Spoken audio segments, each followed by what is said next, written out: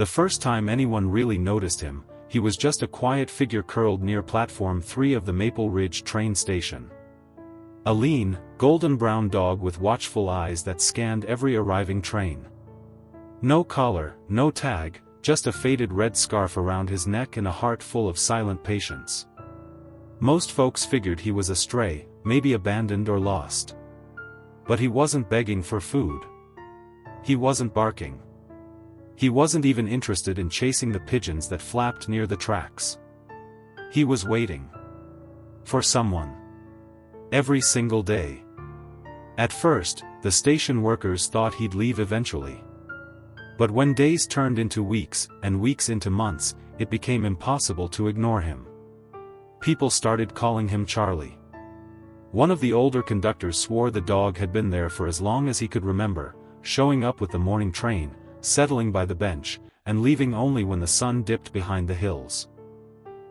Some mornings he'd perk up and wag his tail as a train approached, his eyes locked on the sliding doors like he recognized the sound. But when the doors opened and a rush of strangers poured out, Charlie's ears would drop. His tail would go still. And he'd lie back down again.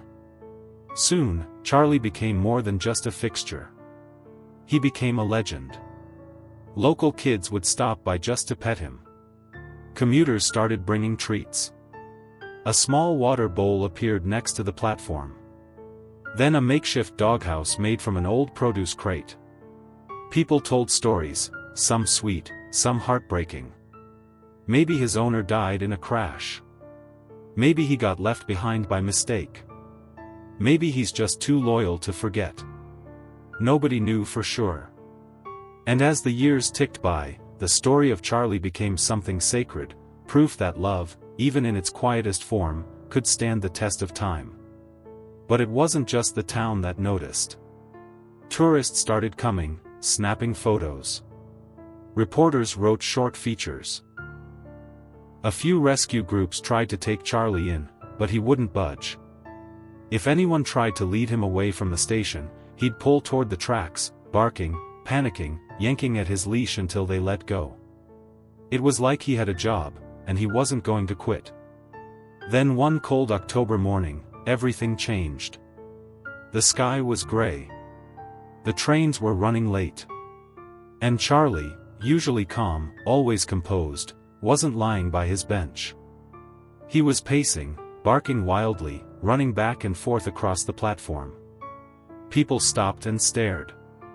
He was trying to get someone's attention, clearly agitated, nose to the ground, tail straight like a flag in the wind. Then, without warning, he bolted, leaping down from the platform and sprinting toward the edge of the woods near the tracks. A teenager named Lucas, who worked part-time at the station cafe, dropped his apron and ran after him. Others followed. Charlie was fast, but he'd stop just long enough for the group to keep him in sight, like he wanted to be chased. He led them through tangled brush and thick trees, deeper and deeper into the forest. Then he stopped near a patch of overgrown thickets and began barking furiously. Lucas dialed 911. The police arrived within minutes. At first, they thought it was just a stray acting up. But something about Charlie's desperation made them look closer. A few officers started cutting through the brush. What they found didn't feel real. There, hidden behind an old hunting shed covered in vines and rust, was a trapdoor, locked from the outside. The next moments unfolded like a dream. Officers called for backup. The door was forced open. And inside was a man. Pale, thin, trembling, but alive. Weakly chained to a metal bed frame, barely able to speak. He had a journal with him. A name stitched into a tattered backpack. And on the first page of that journal, dated exactly 12 years earlier, were the words, "If anyone ever finds this, my dog will be waiting." The man's name? Samuel Whitaker. The moment they brought him out, Charlie lost it, whining, pawing at him, tail wagging so hard it looked like it might fly off. It was like time rewound itself in that instant. Samuel dropped to his knees, sobbing, burying his face in the fur of the dog who never forgot him. Who never gave up. The story spread like wildfire. News outlets from across the country picked it up. Videos of the reunion racked up millions of views in hours. People cried. People clapped. And the world watched as this quiet, loyal dog turned into a global symbol of love and unwavering hope. But how did Samuel survive 12 years of captivity? Who kept him locked away, so close to home yet just out of reach? And how did Charlie know, every day, exactly where to wait? The answers, as you'll see, are just beginning to unravel. Samuel Whitaker was taken to Maple Ridge Memorial Hospital that night.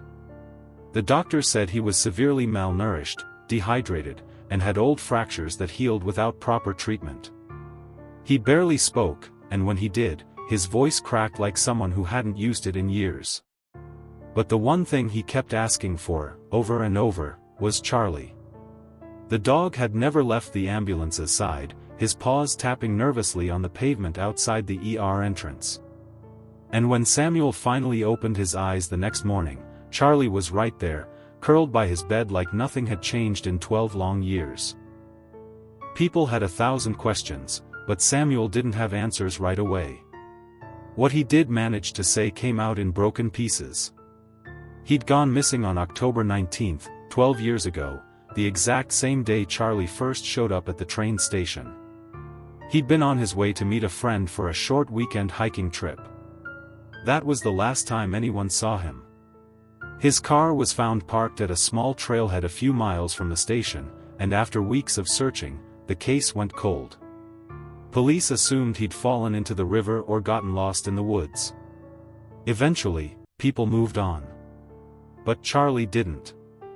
He had followed Samuel's scent all the way from that trail to the station. Maybe it was because the train station was their usual meeting spot. Or maybe, somehow, he just knew that Samuel had never left. Either way, Charlie stayed. Year after year. Through bitter winters, pouring rain, and blazing heat. All that time, Samuel had been trapped in a shed just 6 miles away, hidden under layers of brush and silence. The thought of it made people's stomachs twist. Detective Marla Evans, a 22-year veteran with the county sheriff's office, took over the reopened investigation. She wasn't one to get emotional on the job, but even she admitted that something about this case haunted her. There were no fingerprints in the shed. No cameras nearby. The trapdoor had a custom lock, something hand-built. The chains were old but sturdy. Whoever held Samuel captive knew how to stay invisible. But more than that, they knew Samuel. They knew where to take him, how to hide him, how to keep the world from noticing. It wasn't a random act. Marla started combing through Samuel's life before the disappearance. He was a schoolteacher, popular in the community, well-liked by his students. No known enemies. No money problems. Just a simple man with a love for the outdoors and a quiet routine. But there was one strange thing, one small note in the old police report that most had overlooked. Samuel had once reported a trespasser near his cabin 2 weeks before he vanished. No arrest had been made. Just a vague description, a man in a dark hoodie, lurking in the woods. At the time, no one thought much of it. Now, it felt like a thread waiting to be pulled. While the investigation ramped up, Charlie never left Samuel's side. Nurses let him stay in the hospital room, and doctors said they'd never seen such a bond.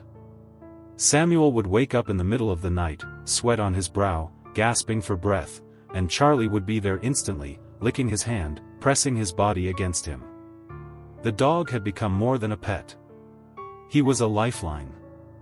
A constant reminder that love had found a way to survive what hate tried to bury. As news spread, media vans lined up outside the hospital. Reporters called it the miracle reunion. Social media exploded with hashtags like #CharlieTheHero and #12yearsloyal. But beneath all the emotion, there was a growing question nobody could ignore. Who did this to Samuel? And why? Marla's team found traces of an old trail near the shed, one that led to a service road deep in the forest. It had been disguised with rocks and branches, but the tire marks were fresh enough to suggest someone had returned recently. Maybe to check on the shed. Maybe to make sure Samuel was still locked away. Or maybe, to cover their tracks once they saw the headlines. Then came the letter. 3 days after Samuel was rescued, a manila envelope arrived at the sheriff's office. No return address. Inside was a single sheet of paper, typed. No signature. No fingerprints. The message was short.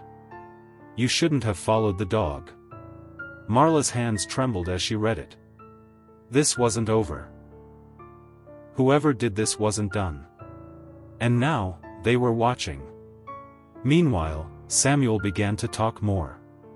Little flashes of memory returned. The first few days in the shed. The muffled voice of his captor. The blindfold. The cold food pushed under the door. The rules he was forced to follow. He never saw the man's face. Never heard a name. But he remembered one thing clearly, the scent of smoke and engine oil, like the kind you'd smell in an old garage. That detail sent Marla's team looking into every abandoned mechanic shop within a 20-mile radius. They found something in one of them. A photograph. Tucked inside an old toolbox, behind a stack of rusted brake pads, was a faded photo of a younger Samuel. He was smiling, arms slung around a woman whose face had been scratched out with ink. Behind them, a red pickup truck. The license plate had been torn off the corner of the photo, but part of it remained. Enough to maybe trace. Marla placed the photo on Samuel's nightstand. He stared at it for a long time. Then he whispered, That's my ex-fiancée. His voice cracked on the last word. She'd left town years before he disappeared.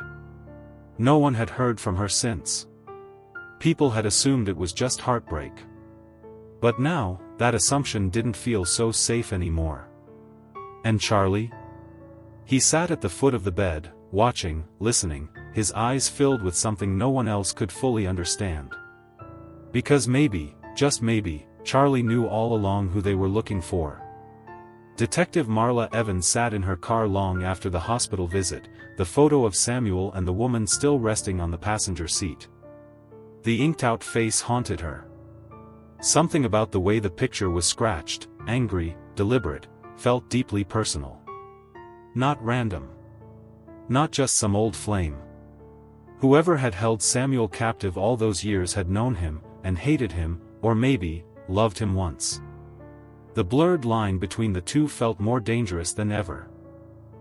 Back at the station, her team began tracking down old records, names connected to Samuel's past. The ex-fiancée, Elaine Moore, had lived in Maple Ridge 15 years ago. She'd vanished 2 weeks before Samuel's disappearance, her apartment emptied overnight.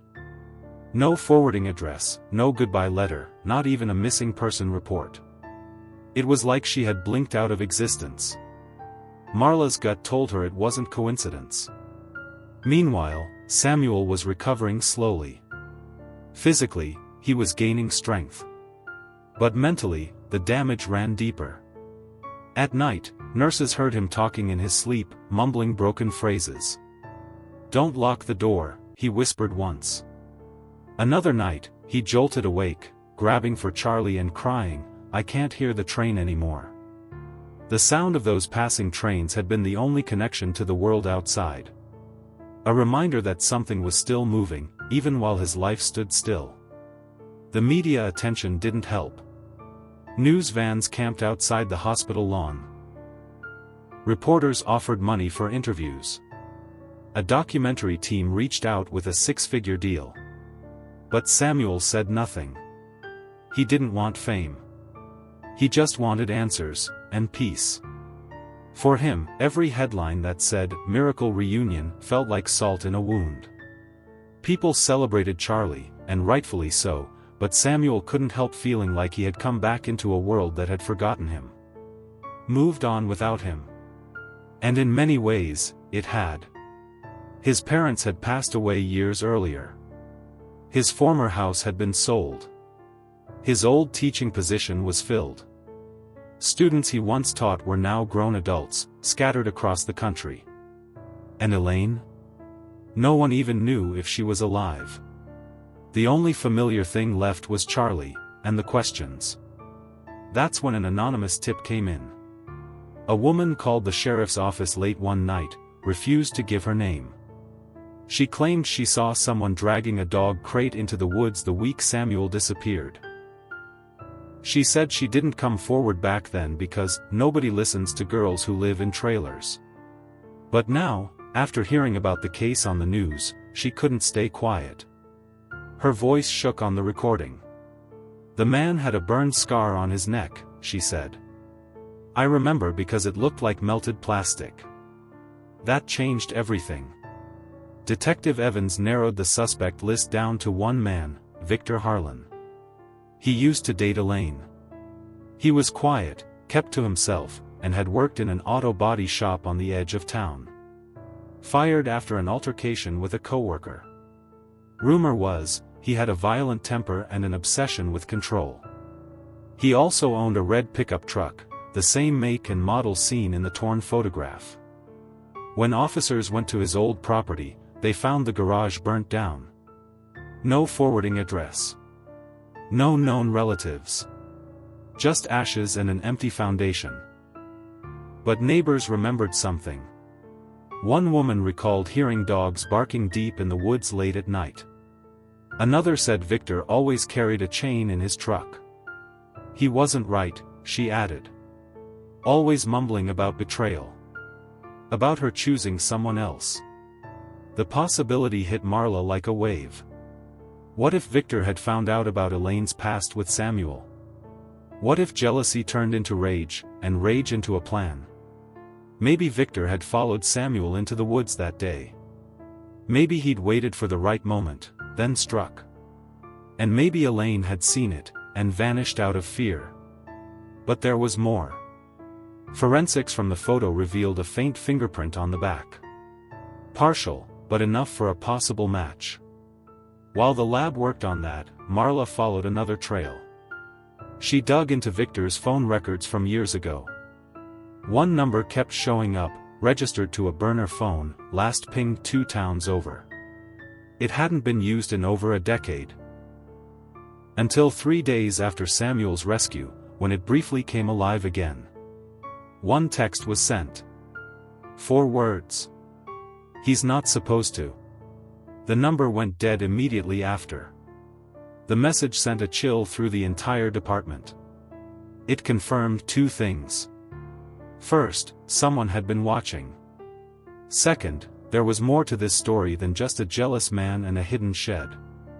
As this unfolded, a journalist named Beth Carver began poking into the case. Unlike the others, Beth wasn't looking for a viral headline.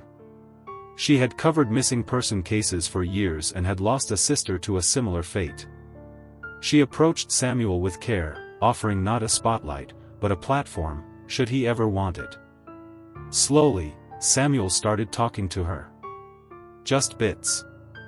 He told her about the voice he heard every morning, low and gravelly, reading something from the Bible. A twisted version of hope. The captor would call it a second chance. Over and over. I gave you a second chance, he would say, almost tenderly. Now don't ruin it. What did that mean? Was Samuel taken out of revenge? Punishment? Redemption? Beth dug into Elaine's church background. Turns out, she used to volunteer at a small religious retreat center upstate, run by a man named Richard Harlan. Victor's older brother.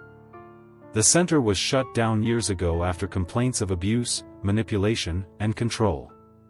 Now, the trail pointed in a new direction, one more disturbing than before. But the biggest mystery remained, where was Elaine? And if she was alive, why hadn't she come back? Out in the hospital garden, Samuel sat on a bench one evening with Charlie lying at his feet. He stared into the distance, his eyes haunted but calm. He waited for me, Samuel said softly to Beth. Even when I wasn't sure I was worth waiting for.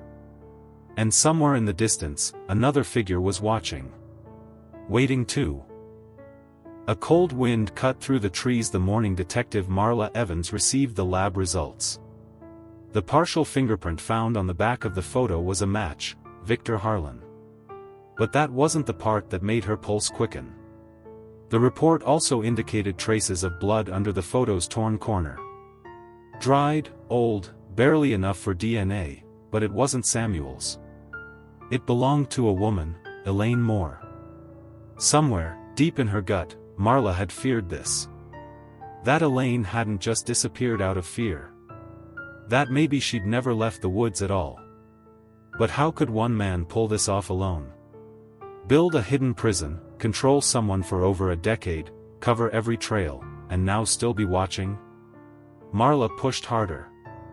She started connecting dots that had seemed random until now, old records from the now-defunct retreat center, stories from survivors who described Richard Harlan's twisted teachings. Phrases like purifying isolation and second chances through silence had been found in old pamphlets and sermons. It wasn't a traditional church, it was a cult in disguise. And Victor, his younger brother, had been raised in that warped belief system. Samuel hadn't just been taken by a jealous man. He'd been imprisoned by someone who believed he was delivering justice. Or worse, salvation. Then something terrifying happened. 2 days after the fingerprint confirmation, the hospital security footage showed a man standing across the street at 3:12 a.m. hooded, still, unmoving.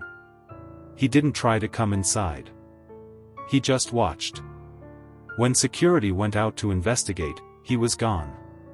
The footage wasn't clear, but Marla recognized the posture. The stillness. The tension. It looked like Victor. The next morning, Samuel's room was quiet. Charlie was restless, pacing in circles and growling toward the window. The nurse on duty said the dog hadn't slept all night. Samuel had asked her to close the blinds and lock the door.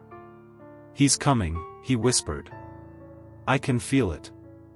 Marla moved Samuel to a secure location that afternoon. An undisclosed cabin owned by the sheriff's department, tucked away in the hills. Only a few trusted officers knew the address. Charlie stayed at his side the entire ride there, ears perked, eyes never leaving the woods. Meanwhile, Beth Carver uncovered a buried court case from 2004. A woman named Emily Reyes had filed a restraining order against Richard Harlan after he held her against her will at his retreat for 2 weeks. Her testimony included a chilling detail: they put you in a small room and told you the world outside is too broken to live in. That staying silent is your only way to survive. That sounded eerily familiar. Beth tracked down Emily, who now lived in Nebraska. On a shaky video call, she confirmed what Beth feared. She had seen Victor at the retreat. He wasn't just a visitor, he was part of the structure. He watched people, Emily said, voice trembling. He studied their routines. He didn't talk much. But you could feel him always listening. That same night, just after midnight, Marla got a call. The sheriff's cabin was breached. No alarms were triggered. The locks were untouched. No signs of forced entry. But Samuel's bed was empty. Charlie was gone too. All that was left behind was a Bible, one that had belonged to Richard Harlan, based on handwriting inside the cover. And tucked between the pages was a single Polaroid photo. Fresh. Taken recently. It showed Samuel, unconscious, lying on a wooden floor. And in the background, barely visible, was a familiar scratched-out picture, nailed to a wall. Panic spread fast. The department launched a manhunt. Every trail camera in the forest was checked. Police helicopters swept the tree lines. But the forest was vast, and whoever had taken Samuel knew it like the back of their hand. Victor wasn't acting alone anymore. Someone else, possibly Richard himself, if he was still alive, had returned. The town fell into uneasy silence. People began to fear walking alone. Parents kept their children indoors. For 12 years, everyone thought the nightmare was over. But now it was back, and worse. Beth received an encrypted email the next morning. No name. No signature. Just a subject line, "You're looking in the wrong direction." Attached was a single audio file. She played it once. Then again. Her face went pale. She rushed to Marla's office and played the recording aloud. It was a male voice, quiet, echoing, distant. It said one line. The dog always knew where he was going. Charlie. He hadn't just been wandering. He'd been waiting at that station, yes, but sometimes, once every few weeks, he'd disappear into the woods for hours before returning. Had he been going to check on Samuel all those years? Or something else? A tracker was installed on Charlie's collar now, just in case he was still alive. If he resurfaced, they'd follow. The town held its breath. 3 days passed. Nothing.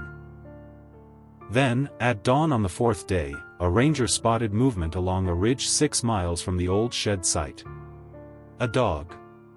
Limping. Mud-caked. But alive. Charlie. He barked once, loud, clear, and then took off running into the trees. And behind him, deep in the woods, came a low, echoing voice. Don't follow him this time. But they did. Because this time, they weren't letting anyone disappear again. Charlie ran like his paws were on fire, weaving through trees and climbing rocky ground as if he knew every inch of the forest by heart. The officers trailing behind struggled to keep pace, branches snapping under their boots, radios crackling with static. Detective Marla Evans was among them, heart pounding, trying to steady her breath. She knew this wasn't just a rescue. Something was happening, something bigger. Charlie wasn't just running to Samuel. He was running from something too. They followed him for nearly a mile when he suddenly stopped. His body froze, hackles raised. He looked back at them once, then began circling a small clearing, whining low, nose pressed to the ground.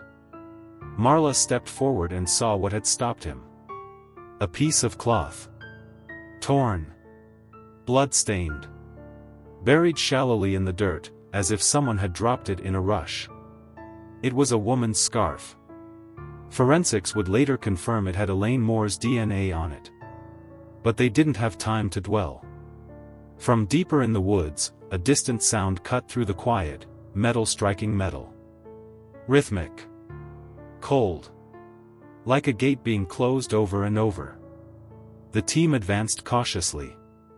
Charlie wouldn't move. He simply lay down and watched them go, ears flat. The trail ended at what looked like a moss-covered rock wall. But behind the ivy and years of overgrowth, Marla spotted a rusted handle embedded in the ground. A hatch. She motioned for backup, and with effort, they pried it open. The air that rose from below was heavy, damp, and sickly sweet.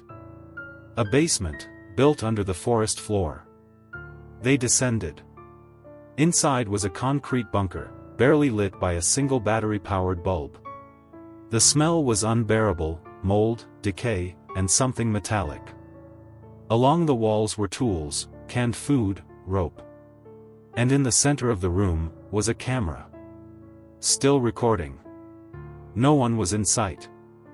Until they checked the far corner. There, behind a rusted iron gate, was a second door. Locked.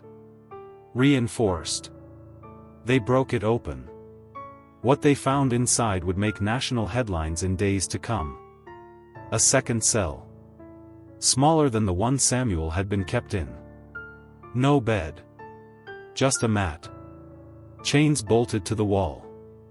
And a diary, handwritten in a shaking hand, its cover torn and pages wrinkled. The name on the first page, Elaine Moore. She had been here. Maybe not this whole time. But long enough to leave behind her words. And the entries were horrifying. Day 1, he says it's my punishment for leaving. For breaking faith. Day 118, he tells me Samuel is still alive, but I don't believe him. I can't. Day 432, I hear him crying through the wall. If he's real. I'm sorry. Then, the final entry, written in smudged ink. He said if I speak again, he'll take the dog next. Marla's blood ran cold. Victor hadn't just held Samuel captive, he had done the same to Elaine. And he had moved her. Twice. Hidden her away. Changed the locks. And worst of all, he had made Samuel believe she had vanished willingly. Kept them apart by fear and manipulation. The level of control was beyond anything they had imagined. This wasn't just a kidnapping. It was psychological warfare. And then the power shut off. Complete blackness. Radios buzzed, but no signal. One officer shouted. Another fired his flashlight back toward the hatch. It was closed. From the outside. They were locked in. Marla's voice rang out, trying to keep the team calm. But something scraped across the floor above them. Slow. Deliberate. A dragging sound. And then, nothing. Outside, Charlie barked once. Then silence. They forced the hatch open after nearly 20 minutes of panic.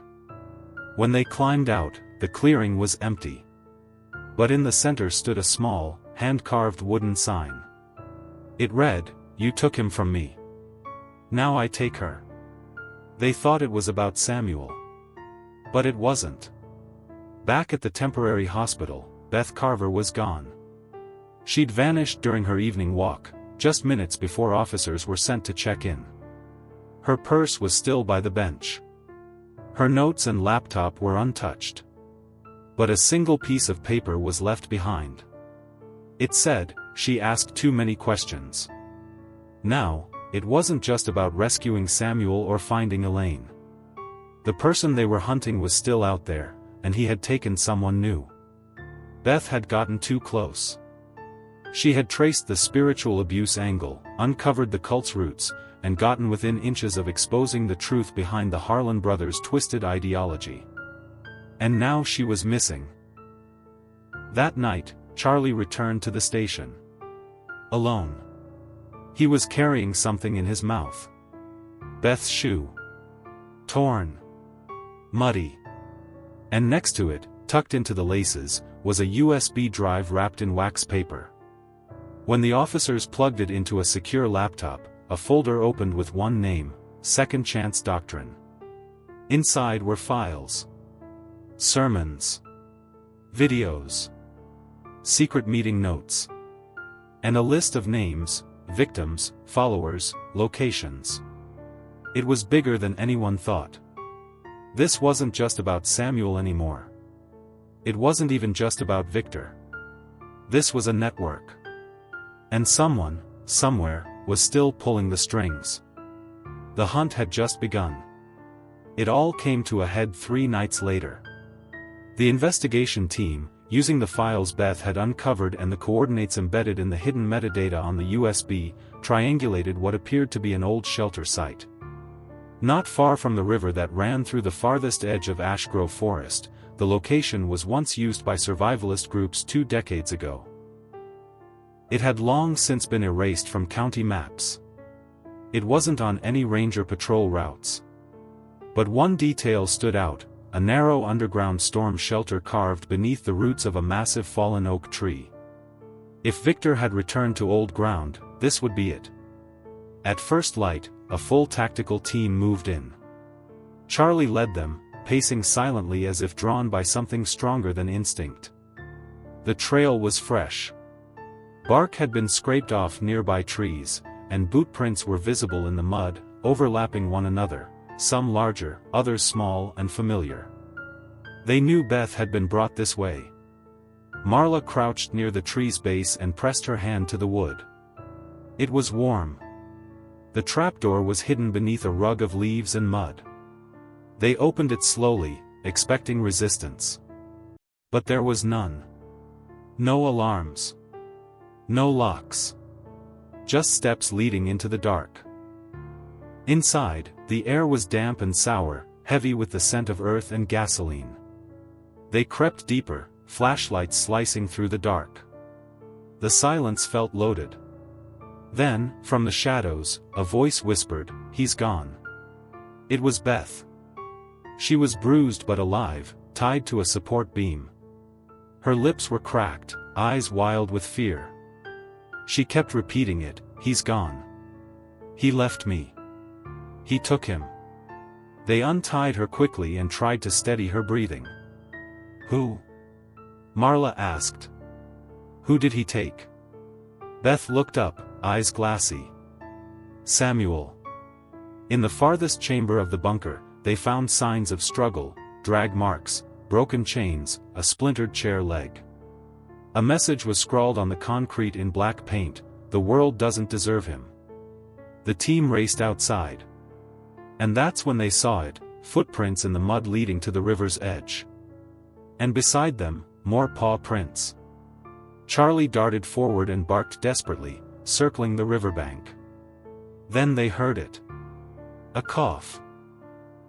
From behind a thick row of reeds. Marla pushed through, and found Samuel.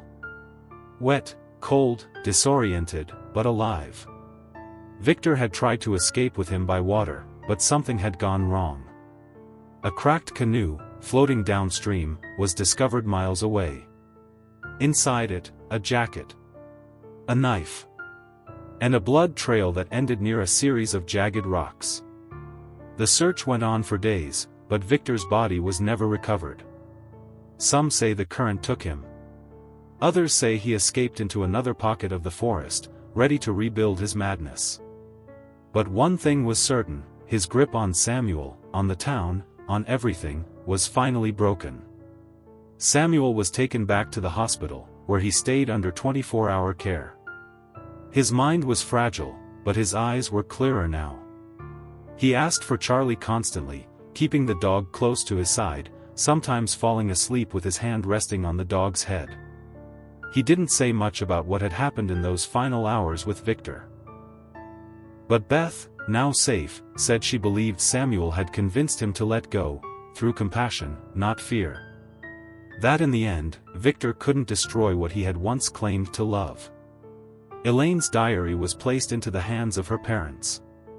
It confirmed everything the town had doubted for over a decade. She had never left willingly. She had tried to protect Samuel from afar, until she could no longer endure it. Her final known location was traced through Victor's files, and after weeks of searching, her remains were discovered in a shallow grave near the base of an abandoned chapel used by the Harlan brothers. It broke the town. But it also brought healing. A memorial was held for Elaine. People gathered from across the state. Survivors from the second chance doctrine came forward with new testimony. And Beth published her full story, exposing the hidden network and forcing dormant investigations to reopen nationwide. The Department of Justice stepped in. Arrests were made. Other followers who had helped Victor went into hiding. But in the midst of it all, something happened that no one expected. A video went viral. Captured by a local woman walking her child near the train station, it showed Charlie standing by the tracks, just like he had for 12 years.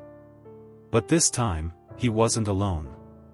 Samuel, dressed in a hospital coat, walked slowly beside him. He bent down, put a hand on Charlie's back, and whispered something into his fur. The dog wagged his tail once. Then lay down calmly. The caption read, "He never gave up on him." Within hours, millions watched. The image of the loyal dog and his returned owner standing by the train station where it all began reminded the world of what it meant to believe in something, even in the silence, even in the dark. But the twist no one expected came a week later. Marla received an anonymous envelope. Inside was a single photograph. It showed a cabin. Somewhere snowy. quiet. And in the window, a man. With Victor's eyes. Smiling. The note attached simply read, "You missed one." Marla stared at the photograph, her fingers trembling as she traced the image of the cabin in the snow. The note attached was as chilling as the image itself. For a moment, she thought she might have imagined it, the last twist of fate that would haunt her dreams forever. But the truth was, she knew this wasn't over. Not yet. The photograph wasn't just a warning. It was a message. A challenge. And as the days passed, that message gnawed at her, forcing her to make a decision. After conferring with the local authorities and reaching out to federal agents, Marla initiated a covert operation to investigate the location. The snow-covered cabin was far off the radar, isolated, hidden deep within a remote stretch of land that bordered 2 states. It was the perfect place for someone who wanted to disappear, or worse, someone who had always planned to come back. As they drew closer to the cabin, the silence of the forest seemed suffocating. The air was still and cold, like the world was holding its breath. The team made their way through the dense woods, each step carefully calculated, their radios muted. No one spoke, except for the occasional crunch of snow underfoot. When they reached the cabin, Marla took one last look at the photograph and then at the team. "We move in quietly. No guns drawn unless we have no choice." The old wooden cabin stood like a forgotten relic, its windows dark and its door slightly ajar. The team moved swiftly, clearing each corner, searching for any sign of life. And then, just as they were about to give up, a figure emerged from the back of the cabin. It was him. Victor Harlan. But not the man they had expected. He was thinner now, older. His face was worn and weary, but his eyes, the same dark eyes, were still full of that twisted belief in his purpose. He wasn't fighting them. He was waiting for them. As if he knew they would come. "You don't have to do this," Marla said, her voice steady, though her heart was pounding. "You've been caught. This is over." Victor didn't respond immediately. Instead, he smiled, a smile that seemed so out of place in that cold, empty cabin. "Over? It's just beginning." Marla's mind raced. What was he talking about? How could he still believe in this? Hadn't he seen the destruction he'd caused? Samuel, Elaine, Beth, all the innocent lives caught in his web of lies and cruelty. It was as if he had no remorse. As if he still believed everything he had done was for some greater purpose. "You still don't get it, do you?" Victor continued, his voice almost too calm. "None of this was ever about the victims. It was about the message. The world is broken, Marla. And I'm just the one who's trying to fix it. You think I'm evil. But you've all been blinded by your own illusions of good and bad." The team was ready to move in, but Marla raised her hand to stop them. She needed answers. She needed to understand what had driven him to this point. "Why now, Victor?" she asked, her voice cutting through the tension. "Why hide in a cabin? Why run? The people you've hurt, the lives you've destroyed, they're not just numbers. They're real." Victor laughed softly, a sound that made the hairs on Marla's neck stand up. "You still don't understand. It's not about them. It's about him. The one you all call the hero. The one you think saved everyone." He looked toward the woods, where Samuel had once waited at the train station. Marla's heart skipped a beat. "What are you talking about?" Victor's eyes gleamed with a strange light, almost as if he were on the verge of some grand revelation. "Samuel. He was never just a victim. He was my final lesson. My perfect student. You think you've won, but he's the one who will carry on my work." The dog knew. He always knew. That's why he waited. He was part of it all along. Suddenly, everything clicked into place. Victor had never believed Samuel was a victim. In his twisted mind, he had been preparing him for something much bigger. The train station, the dog, the endless waiting, it wasn't just an act of loyalty. It had been a test. A way to show Samuel the world that Victor had built, and perhaps even a way for Samuel to become part of it. A final piece of the puzzle. But now, in that moment, Marla understood something she hadn't before. The world was broken. And no one could fix it by tearing it apart. No one could change it by manipulating people, by creating suffering. "Victor," she said softly, stepping closer, "it's not too late. You don't have to do this. There's still time." For a long moment, Victor stared at her, the silence between them thick with the weight of his choices. Then, without another word, he turned and walked into the cabin. They found him there a few minutes later, alone. The gun was still in his hand, but it wasn't raised. In the end, it wasn't a grand fight or a dramatic standoff that ended Victor's story. It was a quiet surrender. A man who had spent years trying to break the world, only to realize that it had already broken him. The case was closed. Samuel returned to a life that was slowly piecing itself back together, with Charlie still by his side. He was no longer waiting for someone to come back. He had found his own place in the world. A place of healing, not of silence. Beth continued her work, telling the stories of the lost and the broken, making sure their voices were heard. And the town, once paralyzed by fear, began to rebuild, stronger than before. Victor's legacy was one of destruction, but it was also a reminder. A reminder that the world, though broken, could still be mended. Not by holding on to the past, but by letting go. And by believing, always, there was hope.